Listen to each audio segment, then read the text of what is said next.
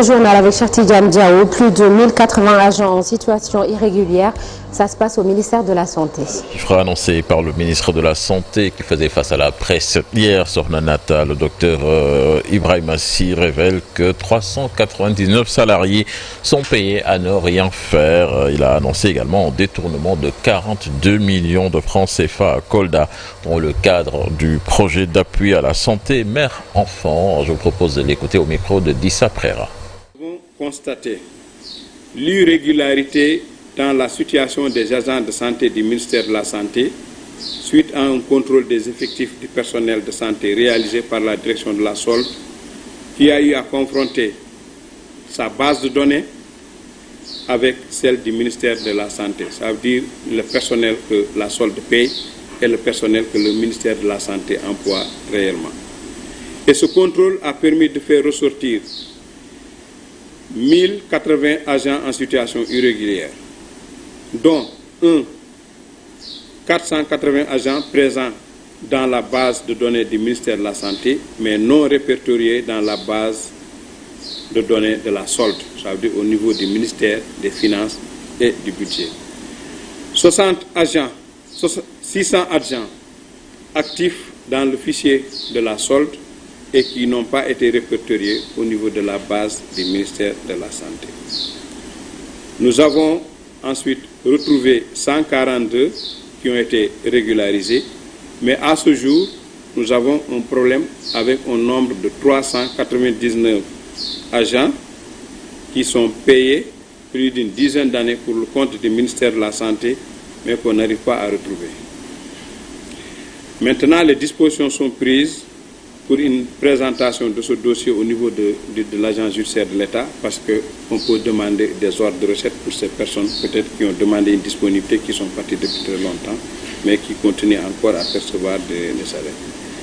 Pour plus de visibilité sur le personnel et la masse salariale, un audit est en cours de réalisation par les services du ministère de la Santé et de l'Action sociale.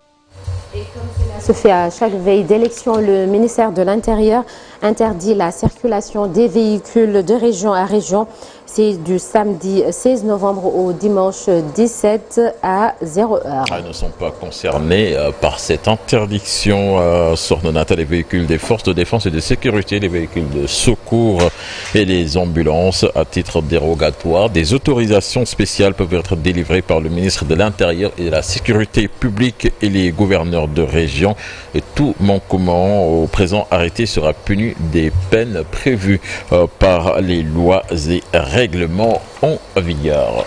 L'actualité des sports à présent, Chertidiane Diao, avec les éliminatoires de la CAN 2025. Burkina-Sénégal ce jeudi pour la première place du groupe. L'entraîneur Pape Thiaw en compagnie de Pape Gueye faisait face à la presse pour la conférence de presse d'avant-match. Tous les deux s'attendent à un match difficile face aux étalons. Je vous propose de les suivre. Il nous reste 2 journées et on a une confrontation directe entre les deux premiers avec que le garage, ils ont une meilleure position que nous avec un but d'écart. Donc on sait que terminer premier, qu'est-ce que ça va faire pour le tirage à la CAN. Donc nous, on a l'habitude en général de terminer premier dans les éliminatoires.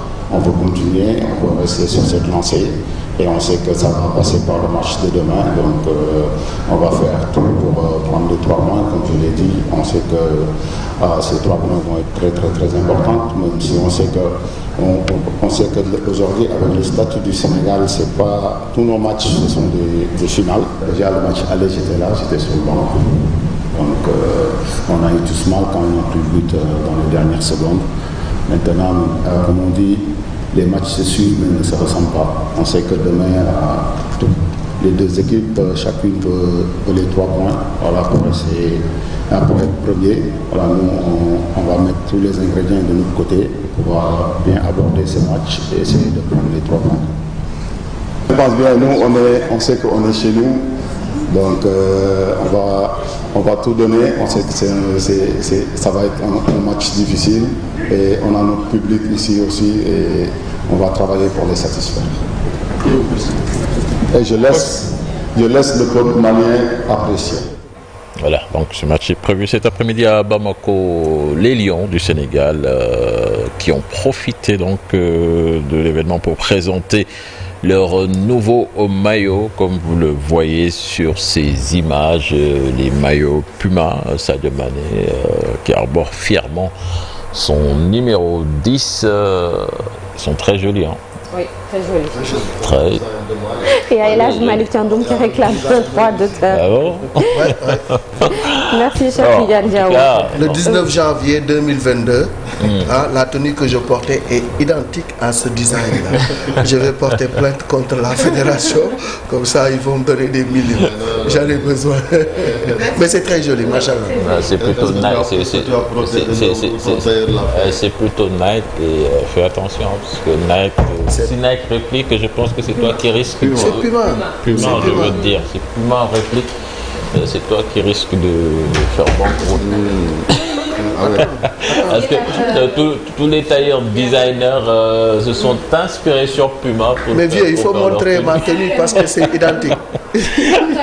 Et puis avant de passer l'antenne, retenez que le procès du docteur Abbé Mbacké donc prévu ce matin à Matam, l'ex-mari de Dieynaba Ndiaye, qui est poursuivi pour coups et blessures volontaires.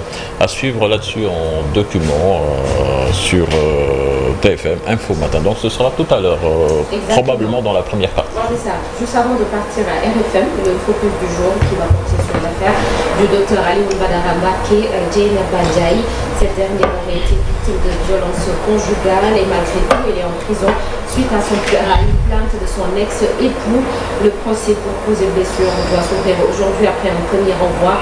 Il y a une semaine, Dieynaba Ndiaye s'est entretenu avec Abedi Ndiaye, le frère de Dieynaba Ndiaye. À suivre tout à l'heure, un peu avant. Nous l'avons rappelé sur ce plateau il y a quelques semaines, le 14 novembre 1974, Amadou Mahtar Mbow avait été élu directeur général de l'UNESCO, l'Organisation des Nations Unies pour l'éducation, la science et la culture. C'était le premier Africain à diriger l'organisation et il l'a fait pendant 13 ans. On en parle dans Un jour au Sénégal, Un jour dans le monde. À suivre la revue de presse de Cheikh Diop et la météo du jour. Tout cela dans la première partie en mode fast track. Tout de suite, l'actualité internationale.